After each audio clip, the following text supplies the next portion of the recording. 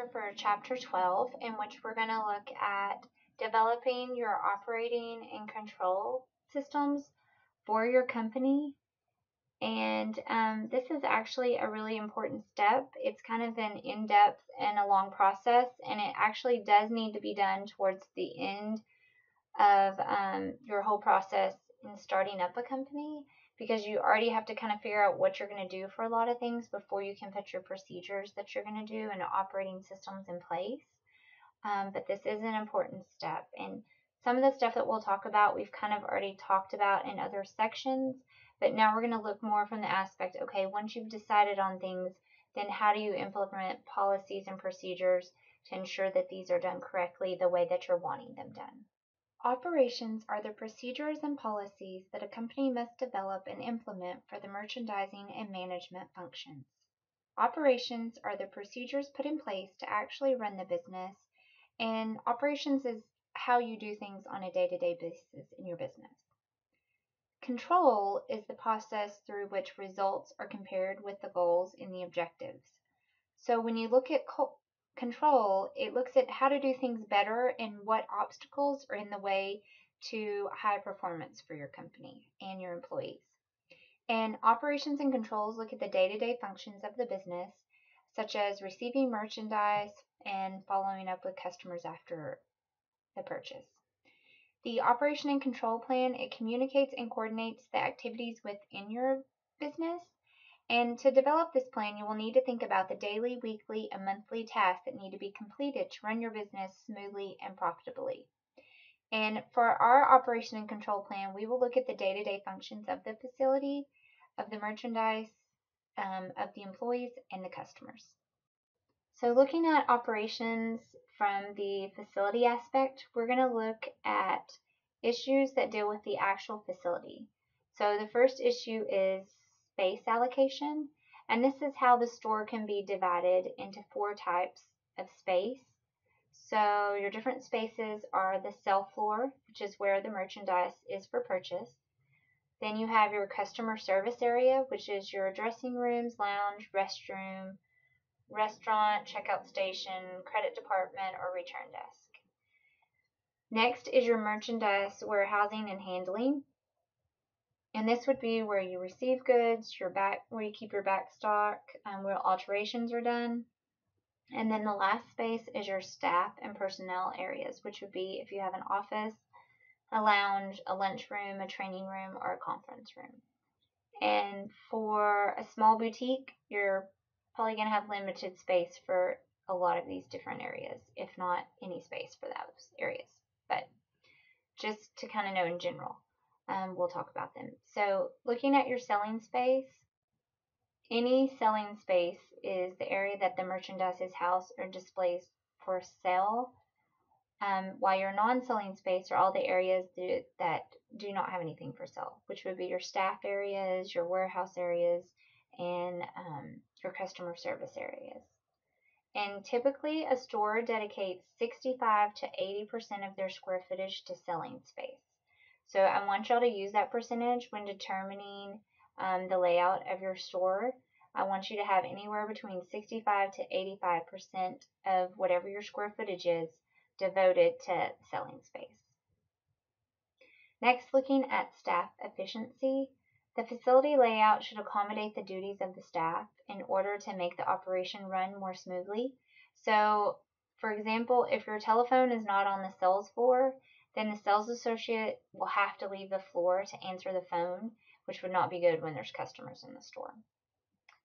You also want to look at customer mobility, and this is the ability of the customer to enter the establishment, move about the store, and find the merchandise they're looking for. And some things to think about are, one is accessibility, and this looks at how easy it is for someone with physical limitations to get around in your store, and you need to be ADA compliant. And then next is the visibility of merchandise, and this looks at if it is easy to see everything in the store, and are things up high where you can't see them or too low that you can't see them. One person that I will say that I complain about sometimes the way that they merchandise. They do merchandise in a lot of really cool ways, but sometimes Anthropologie has stuff in these like really low cubbies, and I feel like you have to like really look to see those items. So continuing looking at the facility, some other things to look at are your hours of operation. And they need to, for your hours of operation, it may state in your lease agreement when you have to be open. So you may have to stay open the exact same hours as everyone else in the shopping center. If not, you want to be in line with other nearby merchants. So you want to be close to like whatever their hours are. And then definitely if you're in a mall, you're going to have set hours that you have to be open. And this will be determined in your lease agreement. You also want to look at when your customer would likely to do business with you. So if you're targeting college students, you don't need to be open at 8 a.m. If you're a clothing store. You also need to consider external factors such as safety, parking, and transportation options for customers and employees. From the employee aspect, especially if you were housed in a mall, you want to have someone that, especially a male, that can walk out females if they're staying and not getting off and leaving work until it's like 11 o'clock at night to help them walk to their cars. Next is leaseholder improvements, and this looks at who pays what and who owns what.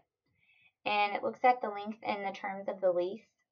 And it can be a straight lease price or a lease plus percentage of sales. So that's something to look at. Also, improvements and additions are things that you can do to the store, such as the signs, the wall fixtures, utility hookups, and you need to know if you're going to pay those or split those costs with the landlord.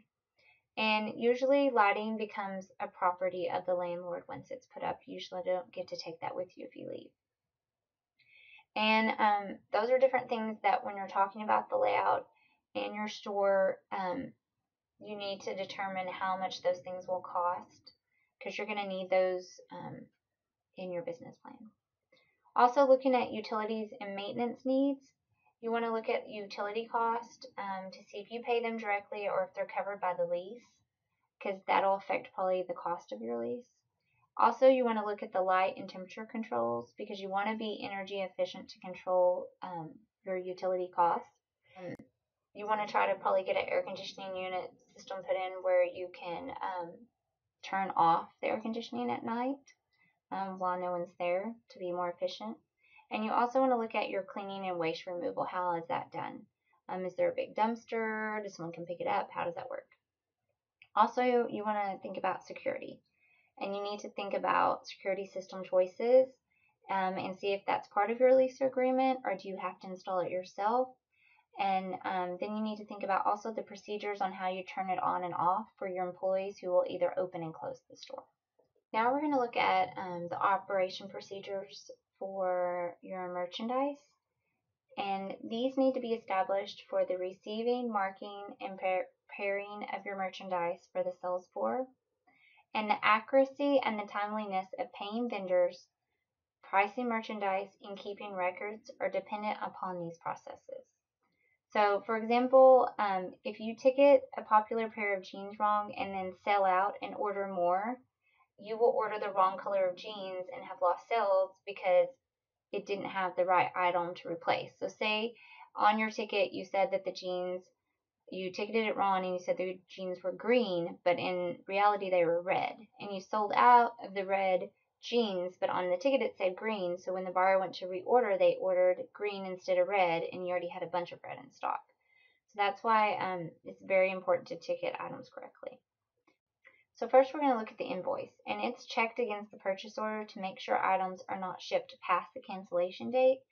And then the invoice is checked against the purchase order to ensure that the correct style, color, size, number of pieces, and price are checked. And the invoice is a detailed shipment listing with the prices. Next is your packaging slip, and this is the vendor's listing of merchandise in a particular carton, and it's checked against the invoice. And items may be shipped in separate cartons and have a packaging slip per carton, so you want to make sure you find that and go through it. Continuing with your merchandise, after your merchandise is checked in, the tickets need to be prepared and attached to the items. You can do tickets by hand. You can use computer software, or if you were a large company, you would have a specialized machine that did them. You must determine what data needs to be on the ticket, and the figure in the slide is on page 271 of your book, and it shows the basic information that is usually on a merchandise ticket. And so the basic information that you usually have on it would be the merchandise classification that it's in, the vendor ID number, the style number, the size, the color, and the retail price. And then some retailers also use a code for the date that it's ticketed, so they'll know when they actually ticketed it. And once the merchandise is ticketed, it is steamed, folded, or hung and put on the sales floor. And new merchandise is usually put at the front of the store or in windows or mannequins to attract new customers. You can also post new items on Facebook or Twitter to get new people in the store. And the placement of the merchandise on the selling floor can encourage or discourage shoplifting, so it's important where you place items. We've kind of talked about this before with your layout. You want your employees to be able to see all sections of the selling floor for security reasons.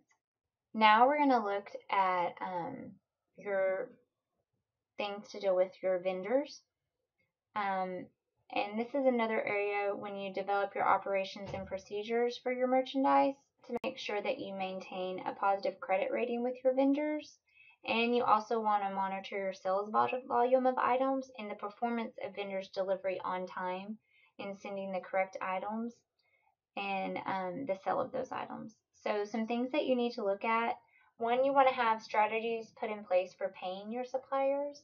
So once merchandise is received, payment is usually due within 30 days. However, once you have an established relationship with the vendor, you may ask to negotiate when you make payments, which is called dating, and it's set for 60 days out once you've received the merchandise, and it's usually noticed on your purchase order as a 30X.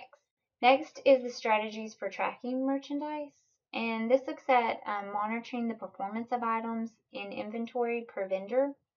So when goods are sold, they're entered into the POS system by department, vendor, style, size, color, and price. So you can track per vendor what's selling, what size is selling, what color, and you can see which vendors are selling more than others.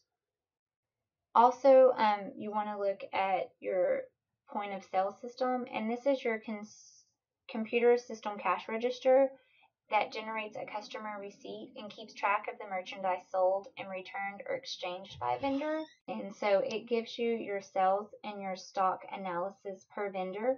And this helps the buyer determine which vendors to recarry and if merchandise needs to be reordered in the middle of the season and what merchandise needs to be clearanced. So some strategies that can be used for taking markdowns. This would be the process of designating, marking, and recording reductions in the selling of the price of items, and items that are not selling at full retail price will need to be reduced. So you need to establish a policy and procedure for this. So for example, merchandise that's over 30 days old is marked down to 30%, and you would say these markdowns are taken at the first of every month. And then you would also have a process of how markdowns are done. Are they marked out in pen? How are your markdowns going to be done? And then how do you change them in the computer system? It's really important to make sure that you keep records of markdowns so you can evaluate the sales and profits performance and see which vendors you need to eliminate because all their merchandise ended up being marked down. And the last thing you want to look at is strategies for returning goods to the vendor. And there's a number of reasons why you need to return items to the vendor, which would be RTM, return to manufacturer, or return to the vendor. And some examples of why you return things: if goods were shipped past the cancellation date, if the merchandise was defective, and sometimes you can even work a deal with suppliers where you can return styles that don't sell well for either other styles or for merchandise credit. To return the merchandise, the buyer must request a return authorization label from the vendor. And this label, which is like the return labels you get when you order items online, ensures that the shipment will be accepted at the loading dock of the vendor. And you also need to deduct the cost and retail price in your inventory from items that are returned, so it does not look like you have a shortage from that vendor. Now we're going to look at the operation and procedures of your employees, and this looks at how many employees you'll need and how much they will work.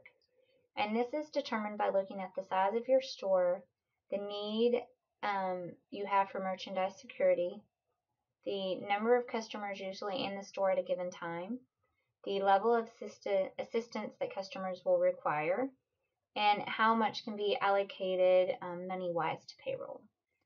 And then once you've determined how many people you need to hire, now you want to put in place how you're going to hire employees. You need procedures for that. So you need to talk about how you're going to interview candidates, making sure you check references, and what's going to go into an interview. Are you going to look at personal attributes and see if their personal attributes benefit the position that they're applying for? And you also want to make sure that you're hiring someone with experience in the area if possible, so you don't have to spend a lot of time training them. So those are just different policies and procedures you need to come up with when you're hiring someone. So each new employee needs to know your procedures for assisting customers, for processing shipments, for arranging merchandise, and for operating your computer system. So to do this, a great thing that you can do is compile an employee procedures manual, and it lists the business policies and procedures, and employees should be trained on the methods of that particular business. So for example, you would want to train them on how to complete a customer transaction. You also want to train them on how to prepare merchandise for the sales floor. And you'll also need to determine the procedures and policies for motivating, maintaining, and managing effective employees, which is something that we talked about in Chapter 9. And your employees need to know what is expected of them and how they're doing. And one way you do that, what we talked about, is doing regular employee reviews. So you'd want a process in place on how you do your reviews, what it covers, and how often they should be done. Now we're going to continue looking at employees, and we're going to look at compensation and incentive programs for employees to provide consistent motivation to keep them pushing forward. And compensation is payment for services rendered. Some different types of compensation plans that are available are fixed rate compensation and variable rate compensation. Fixed rate compensation is the most common, and this is payment that's not tied exclusively to performance. So this would be your hourly wage or your monthly salary. Variable rate or merit compensation is paid directly to performance of the individual or the department or a combination. And there's different forms of variable rate compensation. One of the simplest is straight commission, and this is where sales associates are paid a percentage of their sales volume, and returns are deducted from future commissions if there are returns. And the last form of compensation that you can provide your employees is a bonus, and that is a lump sum payment on performance over an extended period of time to motivate employees. And it's usually a percentage of sales that need to be achieved by the end of the year. And next is an incentive. And one big incentive, there's a bunch of different ones that we talked about, but one big one that you can offer to your employees is merchandise discounts. And these can be used to recruit and reward employees. And in turn, it encourages your employees to wear merchandise that you carry, which makes them kind of into a walking advertisement for you. And another key to dealing with your employees is communication with them. And this is a key to a satisfied employee and a profitable business. And some things that are key to communication is you need to know how to motivate and reward effective employees. You also need to know how to legally reprimand employees who are not doing their jobs well and terminate ineffective employees. You need to have procedures in place for this. You also need to hold regular staff meetings and individual performance meetings. and you need to post memos and e-communications. So the more you can communicate with the employees and let them know how they're doing and what they need to be doing, the better off you are. And so you want to put procedures in place for a manager so they know exactly what you want them to do, how often they need to do it, and what needs to be done. Now we're going to look at operation plans that deal with the customer, and they need to be developed looking specifically how to interact with your customer. And this would include approaching and assisting the customer, ringing up a sale, processing a return, following up on a purchase, and dealing with customer complaints. And these procedures are developed to ensure that customers receive consistent and efficient service, and they aid in generating sales associates' confidence. So the first thing we're going to look at is approaching and assisting the customer. And this is the selling strategy. And most retailers all have the same selling strategy. And if you want to look at it, it's listed on page 277 of your book. And so procedures need to be put in place that ensure that sales associates know how to do each step of the selling process in the way that you want it done.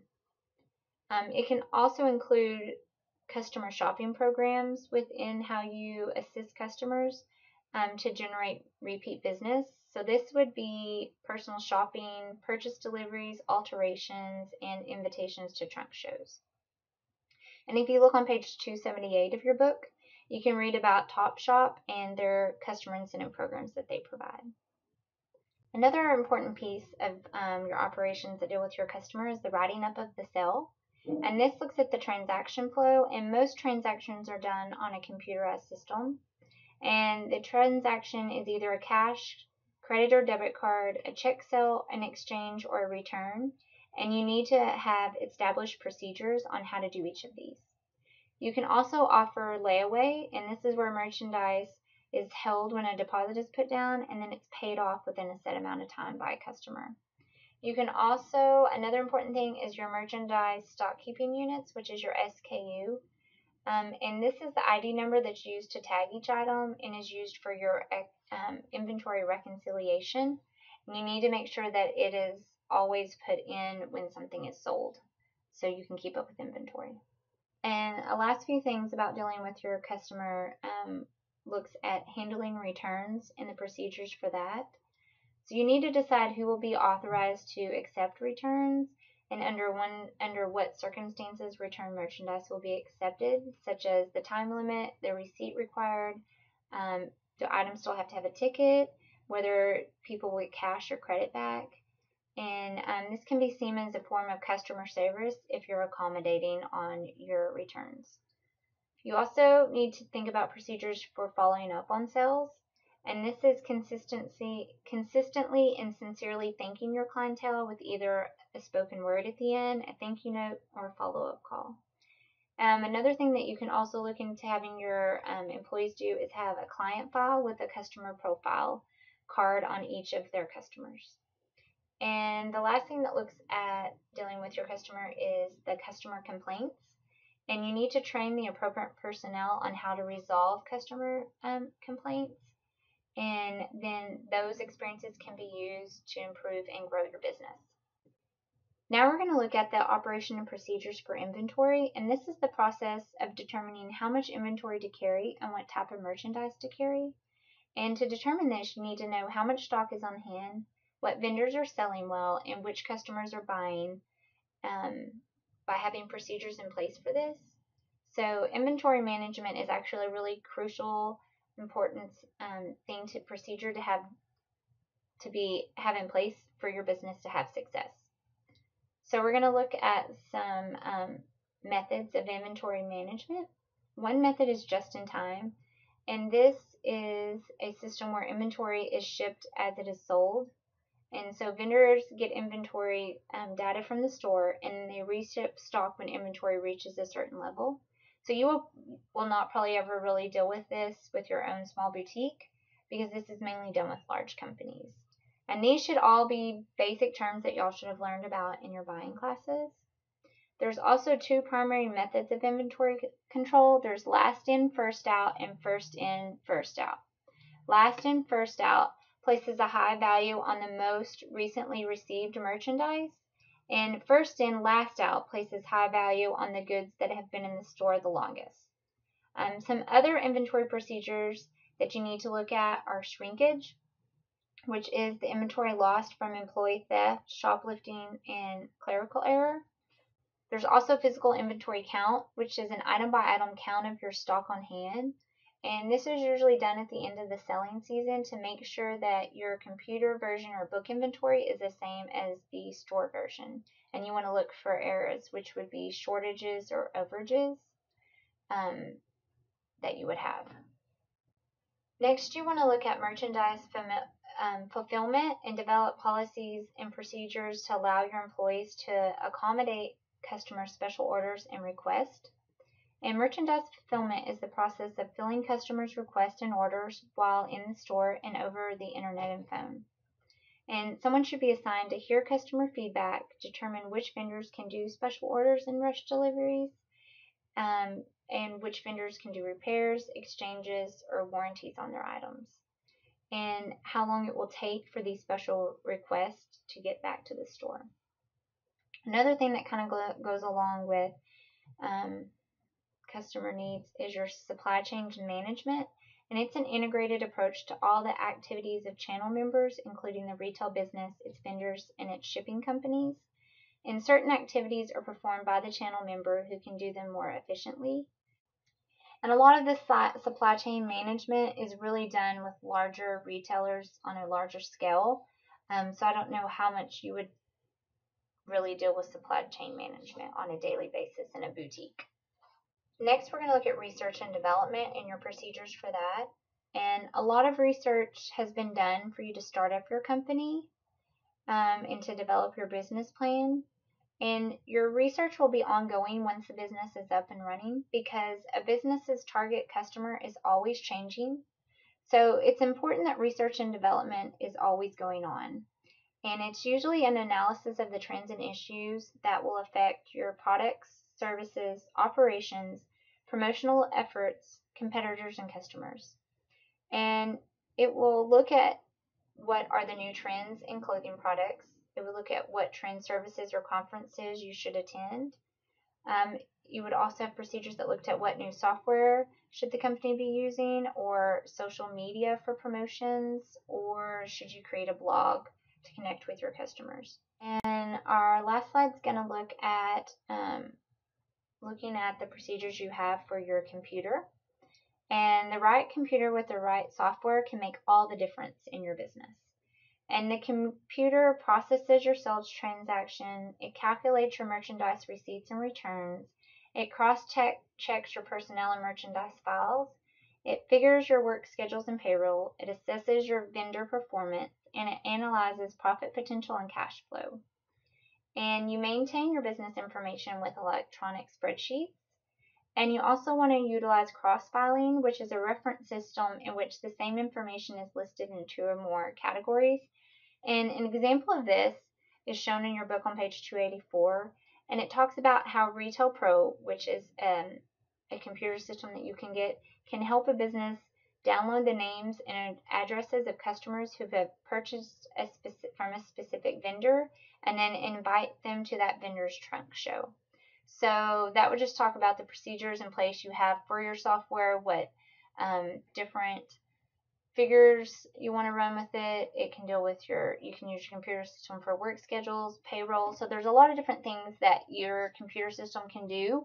And that's a very important thing to think about before you purchase it. But then once you purchase it, you have to put all these procedures in place. And this is how we're going to use our system. This is what you do to put in payroll. This is what you do to put in work schedules. And you have to have a system in place to teach other people how to do those things. And this concludes chapter 12.